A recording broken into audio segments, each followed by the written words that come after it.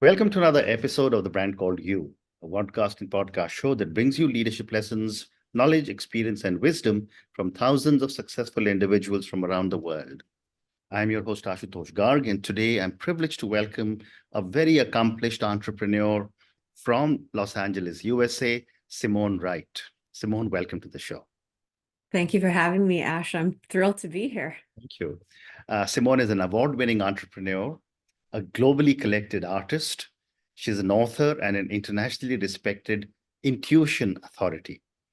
With the intention of knocking the fluff off many of the concepts of the new age, she grounds her teaching in a profound balance of science and spirit to bring greater peace, power, and potency.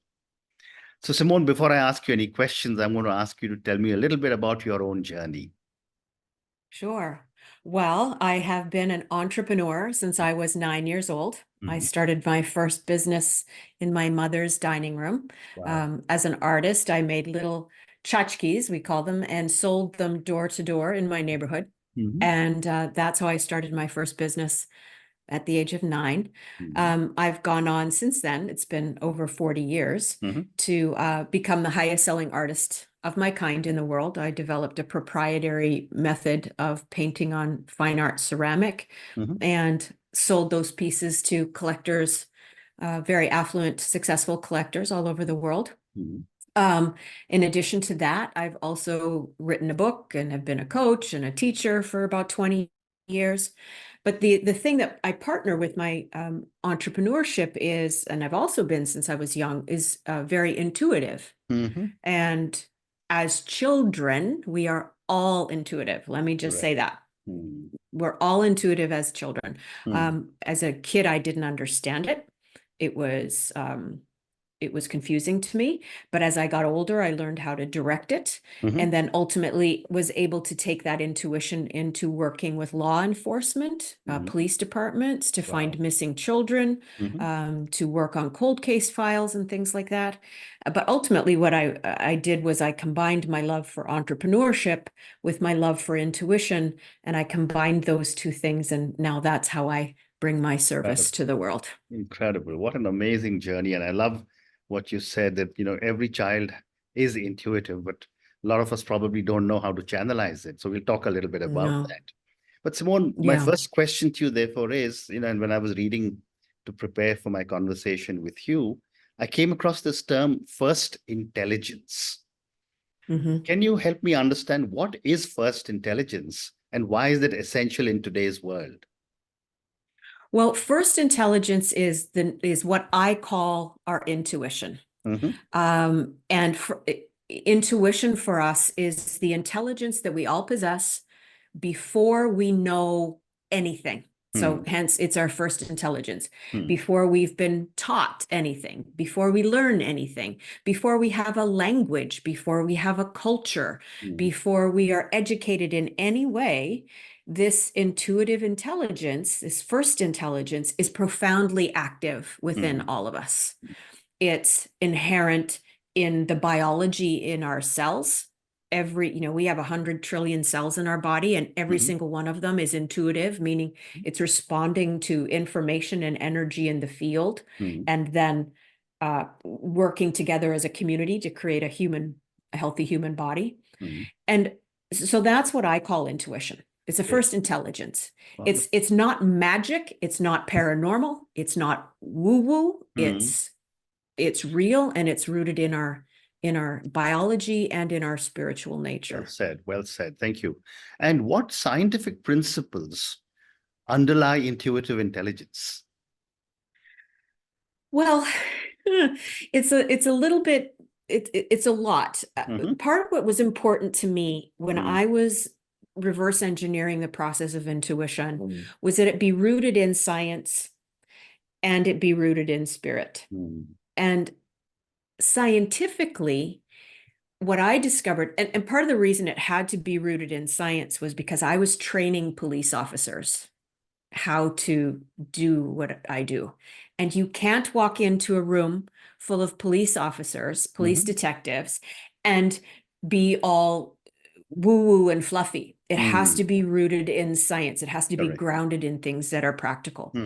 So when I was reverse engineering the process in order to be able to teach people how to do what I was doing when I was finding missing children or working on cold case files, was I had to be able to root it in biology.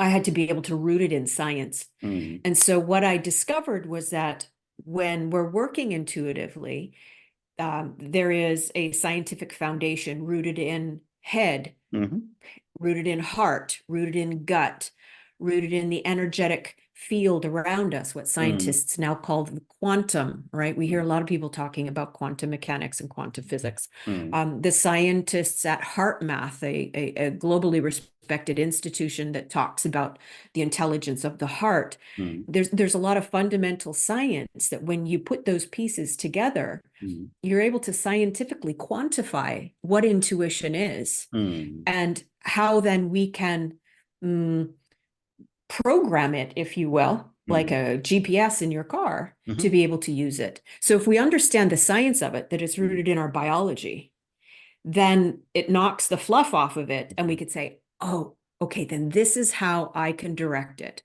And if I have a head and I have a heart and I have a gut, and I've yet to meet anybody who doesn't have all three of those things, then I can use my intuition in a directed way. And that's why it was important, so that people could see the science of it, understand the science of it, and then follow sort of the protocol and be able to use it in an effective way. Great response. Thank you. My You're welcome. next question is, that there is a lot of talk about artificial intelligence now and analytics for decision making. How do you see intuition complementing artificial intelligence and data analytics? Well, boy, Ash, we are in the middle of, an information tsunami like we've never seen before. There's data everywhere we look. And, when I wrote the book many years ago, we had a 24-hour news cycle. Now we have a 24-minute news cycle and constant data. And now we add artificial intelligence onto that.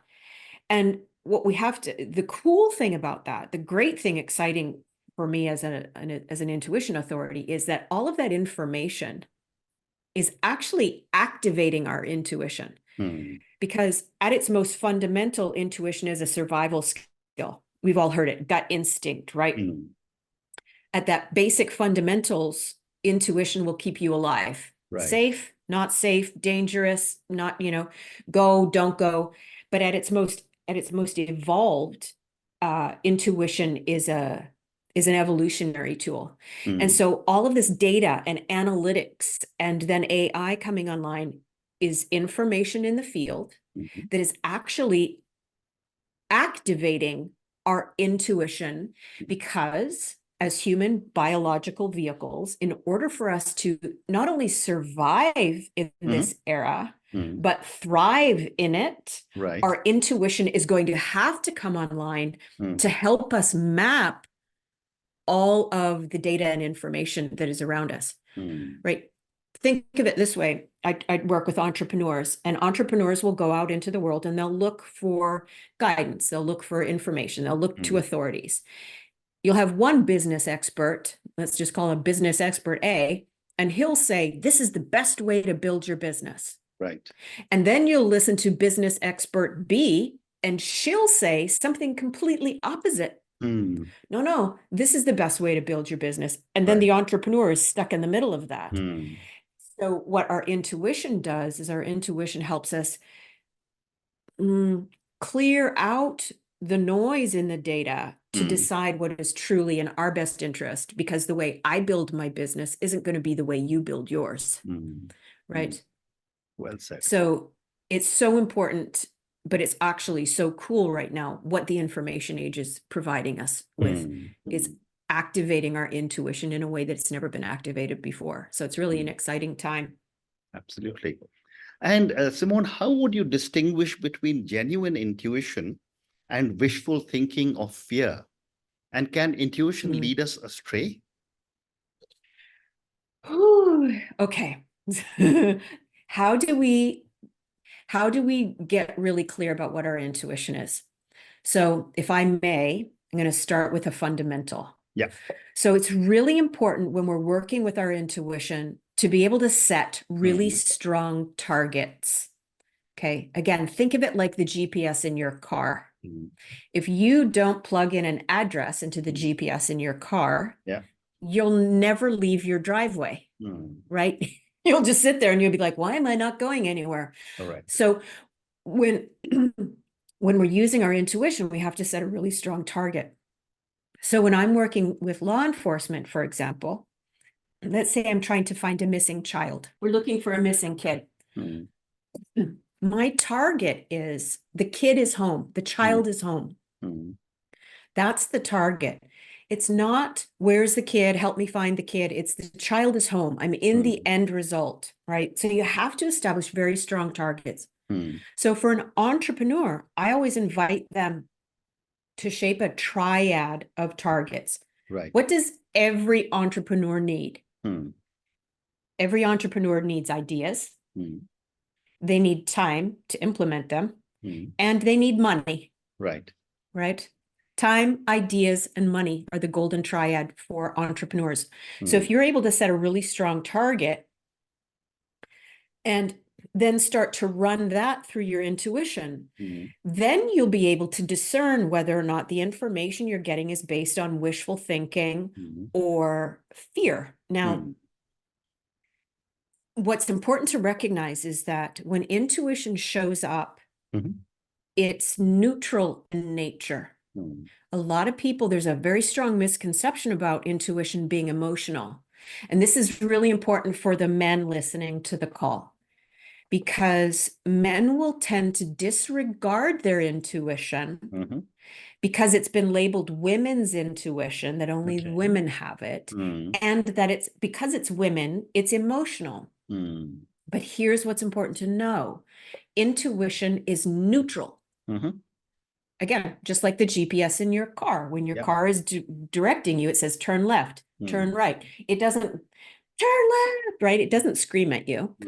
And so what tends to happen is we get the intuition direction, and then what happens is fear sneaks in. So what we do is we're developing the fluency, and I call it fluency because it is like a language, that you learn to recognize the neutrality of the information at first when it hits you, and then trust it to follow that neutral guidance, just like you would follow the neutral guidance in the GPS. And think, and that also relates to the idea of wishful thinking. Right. When you're in the idea of wishful thinking, sometimes there's, ooh, this is good, and this is fluffy, and this is exciting. No. Again, when we're coming from the intuitive position, it's just neutral. So again, when I'm looking for a missing child or I'm working on a case for police, how I set my pattern in that is very neutral. It's just like putting a command into a computer. There's no emotion attached to it at all.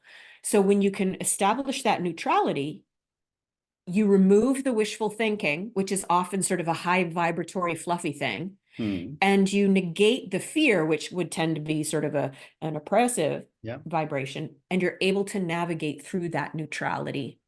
That's how you map it. Well said. And therefore, a follow-up question for you is, can intuition be developed? And if yes, how can entrepreneurs and business leaders cultivate and use their intuitive intelligence? So yes, intuition can be developed. Absolutely. Because again, it's something we all have. At its most fundamental, again, survival. Yes, no, safe, not safe. For your women listeners out there, oftentimes women have gotten an intuitive thing, let's say about taking a certain walk home, and they'll be like, oh, don't go down that alley. And their intuition says, don't do it. It's not safe. And for those who haven't listened to it, they end up paying a price for it, right? For men, oftentimes they'll get a gut instinct kind of thing. And they'll be like, my gut just told me that this was right and this was wrong.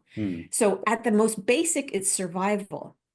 But when we start to evolve it as entrepreneurs, and we think, how do I grow my business? How do I, and I like to say, how do I set new trends instead of following old ones? Your intuition is going to help you innovate. Here's what's really important to understand. Data is based on stuff that's already known. Its data is based on things that have already been measured. Now, sure, you could extrapolate and predict based on data and based on trends. Sure. But as entrepreneurs, we want to be able to set new trends, stuff that's never been seen before, either in a global collective or personally and individually. So again, think of it like, because it's our first intelligence, it's something we already all possess. And so it's a language that we're learning to remember, as opposed to a language that we've never spoken before. So look at the entrepreneurs like Richard Branson, Steve Jobs, Oprah Winfrey, Martha Stewart, Warren Buffett, Sarah Blakely. The list is a mile long. And these are top level paradigm changing entrepreneurs. And every single one of them said that the key for them was their intuition. Wow. It wasn't data. It wasn't trends. It was something inside them that guided them towards these things, even though to somebody else it might have made no sense. Steve Jobs, right? Saw the vision for the iPad. Correct. 30 years before the technology even existed.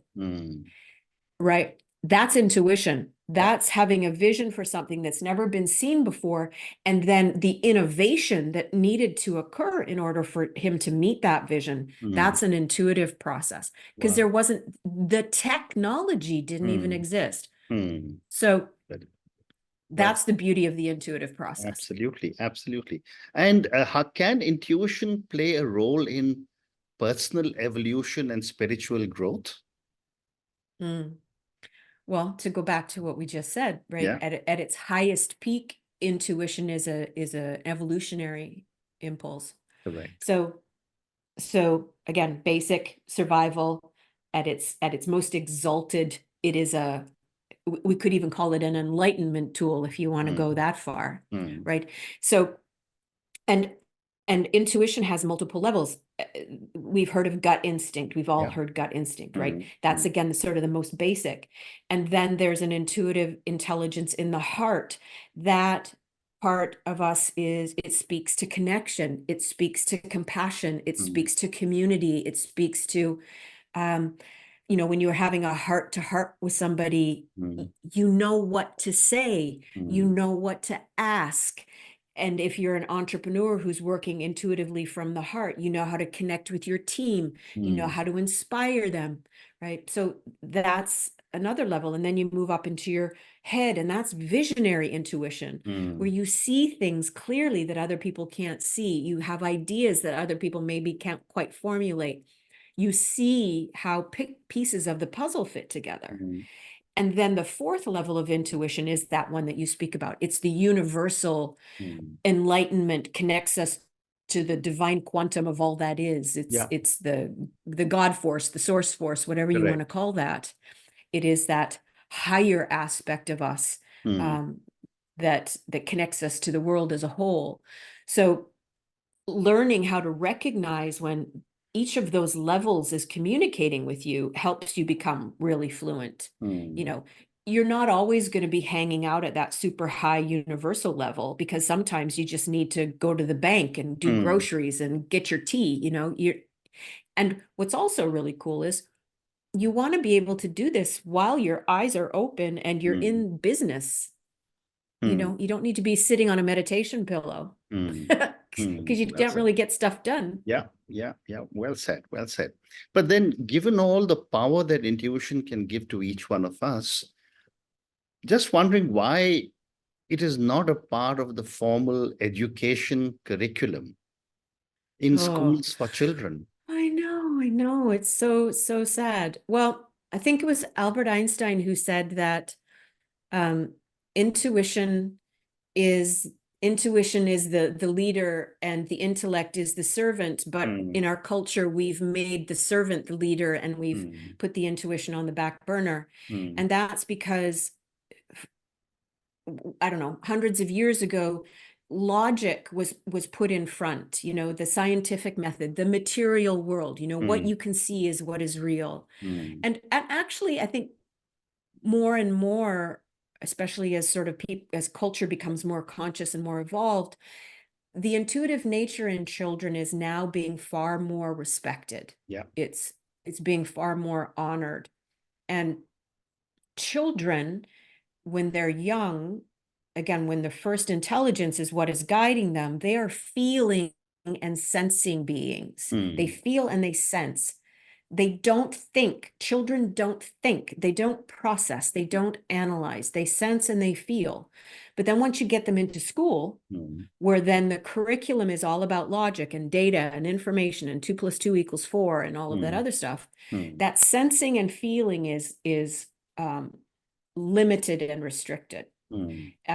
It's coming back online more and more now, as more and more, and this is what's also interesting, as more and more neurodivergent children on the autism spectrum, children on the Asperger's spectrum, children who are considered neurodivergent, they are profoundly intuitive. And so the education system is having to shift in order to accommodate these differently wired youngsters. Yeah. Well said. Because they can't grasp the education system in the way it's used. So very well said. Very well said. Thank you. So I have time for 2 more questions. Okay. My next question is, what in your view is the future of intuition in an increasingly technological world? And we did speak a little bit about technology earlier. Yeah. Well, again, I'm excited about what technology is inspiring for us as biological, spiritual vehicles. A lot of folks will look at, you know, the emergence of artificial intelligence or the onslaught of data and information as a problem. I see it as an evolutionary impulse, right? Think of it that when an animal is evolving, oftentimes the impulse to evolve is catalyzed by a catastrophe or a limit in the environment, right? Something happens in the environment that catalyzes an evolutionary leap. So what I'm seeing as it relates to all of this extra data and now this emergence of artificial intelligence doesn't concern me, because the evolutionary impulse here is always ahead of whatever's going on in the environment. So I'm very excited to see where the human consciousness, not the artificial intelligence, but the true human / divine / consciousness, it's always going to be ahead of whatever is going on in the environment, because otherwise we would not exist anymore, wouldn't we? Yeah. Absolutely. Right. Absolutely.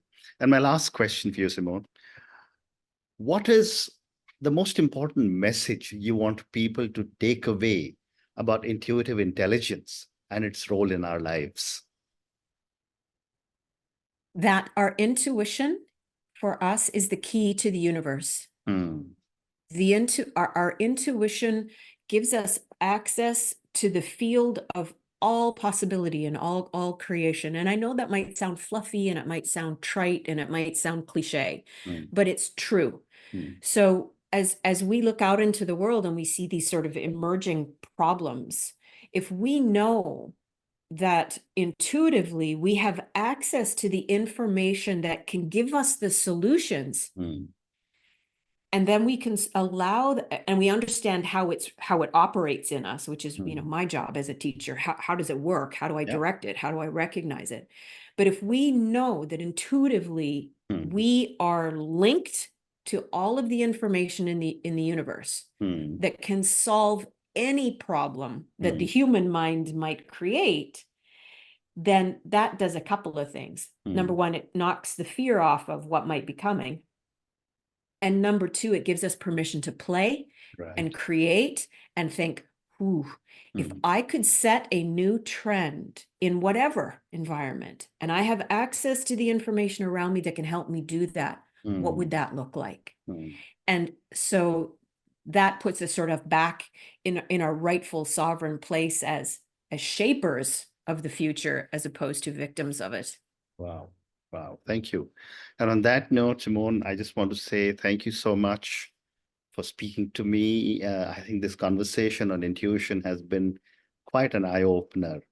Your comment about kids and how they seem to be born with the right amount of intuition. And as we seem to grow older, we seem to lose our intuitive capabilities. But thank you also for telling us that that can be channelized and we can learn and develop our intuition.